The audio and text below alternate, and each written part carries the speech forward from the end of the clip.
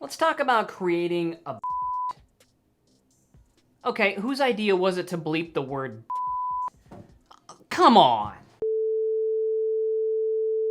All right, so I've worked it out with my team and we've made the executive decision to not bleep the word budget. However, I can certainly understand why you may still think of it as a curse word, and that's probably due to you creating a budget in the past that may have severely limited your ability to spend money on the fun stuff. So today, we're gonna talk about why you need to budget for the fun stuff. And by the end of this video, you're gonna know exactly how much fun you're going to be having after you create your budget. And we'll go over those details right after this.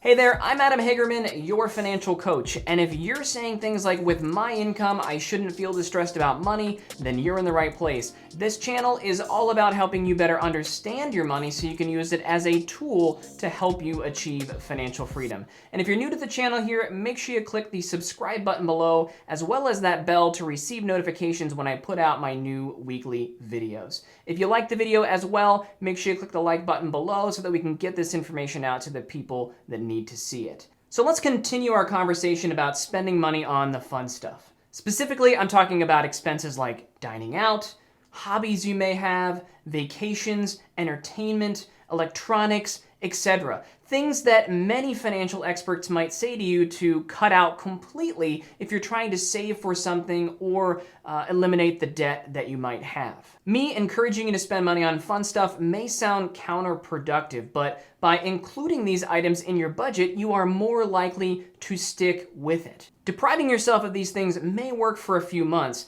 but eventually you'll get frustrated and probably spend way more than if you would have spread it out evenly over a few months. Now, before you stop this video and go fill up your budget with all kinds of spending on fun stuff, you need to take a step back and figure out what you can actually spend in those categories. While spending money on the fun stuff is important, these are not the categories that you start with when it comes to creating your budget. You need to make sure that you're paying your bills on time, that you've determined your financial goals and incorporated them into your budget, and you also started planning for those less frequent but known expenses that you have. And once you start throwing all these items into your budget, you may find out that you've been actually having way too much fun in some of those other categories. You need to make some adjustments downwards, spend less in those categories. But finding that out doesn't mean that you have to stop having fun altogether. You just need to realize that your limited income does need to go to other things in your life that are important. You know, hashtag adulting. When you budget in the fun stuff, you also want to create a category called fun money. Fun money is a monthly amount that I want you to give yourself that is considered guilt-free, judgment-free spending. You can spend that money on whatever you want. If you're in a relationship, I want you to create 2 separate buckets of fun money as well. And remember that this is judgment-free spending too. So as long as your significant other doesn't go over budget, what was allotted you both agreed to on a monthly basis, you don't care how they actually spend that money. It's theirs to do with how they wish. This fun money is also going to be a monthly rollover category. So what that means is if you budget $50 a month for fun money and you don't spend that $50 in that first month, that $50 rolls over to the second month where you budget another $50 on top of it, and now you have $100. So that would allow you to build up this money over time to buy a more expensive item, save for a specific individual financial goal that you have that sounds crazy, not part of a typical monthly expense, but it does allow you to build up some extra funds for those more expensive things, so you're not just constantly only spending $50 a month on small little trinkets. And if you're wondering how to track this monthly rollover money, there are certainly some budgeting programs out there like You Need a Budget or Envelopes that can help you track that monthly rollover money. You can also open up a separate checking account that you only deposit the fun money in, and then you can kind of watch it accumulate over time, and it can kind of keep the money separate too, especially if you're in a relationship.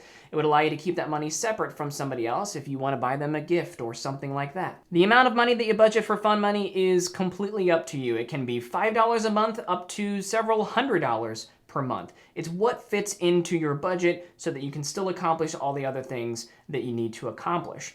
And even if it is just a small amount, $5 a month, I encourage you to still do that and try to find a way to make it fun, to distract you from other things that you're trying to accomplish financially. So if it is $5 a month, maybe you find something on Facebook Marketplace or the local, the local yard sale or something. You find something for $5, and then throughout the month you take that item and you go to swap meets and trade up and see what you can do with that $5 over that, that typical month time period. Just have fun with it. Again, use it maybe as a distraction from the other things that you're trying to focus on too, to getting out of debt or building up your emergency fund, whatever that may be. When it comes to this fund money, make sure that you're not overlapping categories either. So, for example, if you're constantly dipping into your fund money for dining out expenses, you likely have budgeted the wrong amount of money for dining out, or you need to cut back on your dining out expenses. By consistently taking money out of this fund money category, this guilt-free spending category,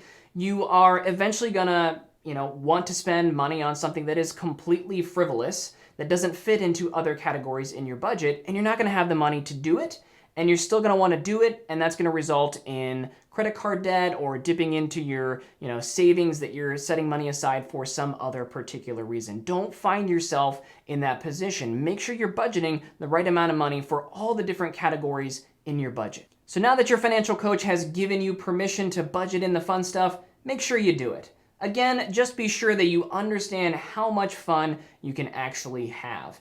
And if you need a little bit of a refresher on some of the steps to get you to the place where you can determine how much you have left over to budget in the fun stuff, make sure you check out this playlist right over here that I created for you to get you moving in the right direction to creating that budget that you'll actually stick with.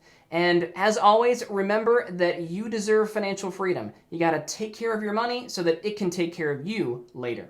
I'll see you next time.